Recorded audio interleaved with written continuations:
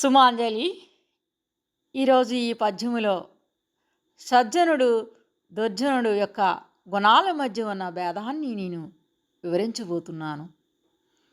మాటలాడుటొకటి మనసులోనొక్కటి, వడలి గుణము వేరే యోజ వేరే. ఎట్లు గలుగు ముక్తి ఎలాగుతానుండ, విశ్వదాభిరామ వినిరవేమా. మనసులో ఆలోచన ఒకటి, పైకి చెప్పునదొకటి, చేసేది వేరొకటి. ఇది దుర్జన స్వభావం.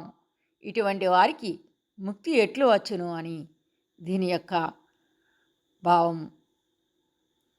మనసేక్ష్యం వచేక్ష్యం కర్మానేక్ష్యం మహాత్మానాం, మనసన్యం వచస్సన్యం కర్మణ్యన్యం దురాత్మానాం అనే సూక్తి ఉంది.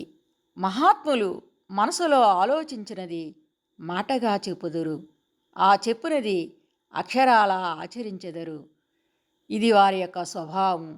దురాత్ములు మనసులో ఆలోచించినది వేరు, పైకి చెప్పునది వేరు, ఆచరించినది మరొకటి.